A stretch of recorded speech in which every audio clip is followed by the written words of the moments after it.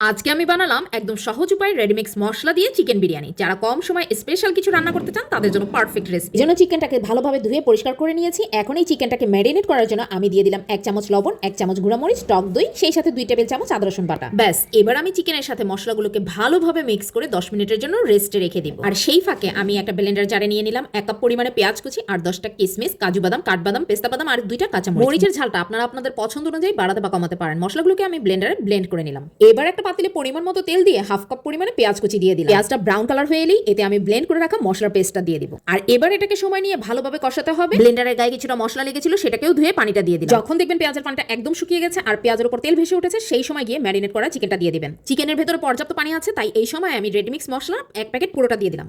এরপর চিকেনের বাটিটা ধুয়ে সেটার পানিটাও দিয়ে দিলাম। এখন চিকেনটাকে 7 থেকে 8 মিনিটের মতো ভালোভাবে কষিয়ে নিতে হবে। কষানো হয়ে গেলে যখন দেখা যাবে চিকেনের তেলটা উপরে উঠে এসেছে, ঠিক সেই সময় এই কাপের 1.5 কাপ পরিমাণে দুধ দিয়ে দিলাম। এবার মুরগিটাকে ভালোভাবে কুক হওয়ার জন্য 10 মিনিটের জন্য ঢাকনা দিয়ে ঢেকে রাখলাম। মুরগিটা হয়ে গেলে এবার আমি অন্য একটা পাতিলে পোলাওটা বসানোর জন্য পরিমাণ মতো তেল দিয়ে দিলাম। এরপর গোটা মশলা, পেঁয়াজ কুচি, 1 চামচ আদা রসুন বাটা সবগুলো উপকরণ দিয়ে ভালোভাবে ভেজে নিলাম। দেন আমি এতে ধুয়ে পরিষ্কার করে রাখা 1 কেজি পোলার চাল দিয়ে দিলাম। আমি 1.5 কেজি মাংসের জন্য 1 কেজি চাল নিয়েছি, আপনারা চাইলে চালের পরিমাণটা কমিয়েও নিতে পারেন। এরপর আমি চিকেন থেকে ঝোলটাকে আলাদা করে এই চালের মধ্যে দিয়ে দিলাম। এতে করে ঝোলটা চালের সাথে খুব ভালোভাবে মিক্স হয়ে যায়। একে একে দিয়ে দিলাম 3 কাপ পরিমাণে ফুটন্ত গরম পানি, 1 কাপ দুধ, 2 চামচ পরিমাণে লবণ, 2 চামচ ঘি, 5-6টা কাঁচামরিচ। এবার আমি এটাকে ভালোভাবে নাড়া দিয়ে পানিটাতে বলক চলে আসলে ঢাকনা দিয়ে ঢেকে দিব।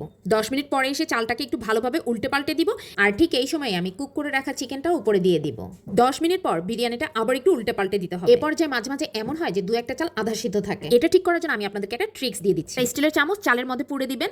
10 মিনিট পরে দেখবেন চালটা একদম পারফেক্টলি রেডি হয়ে গেছে। শেষে দিয়ে দিলাম কিছুটা বেরেস্তা, যা আপনার বিরিয়ানির লুকস এবং টেস্ট দুটোই বাড়িয়ে। আর হ্যাঁ, এই রেসিপিটা দিয়ে বাসায় কিন্তু একবার অবশ্যই ট্রাই করবেন আর সেই সাথে জানিয়ে যাবেন কেমন লাগলো।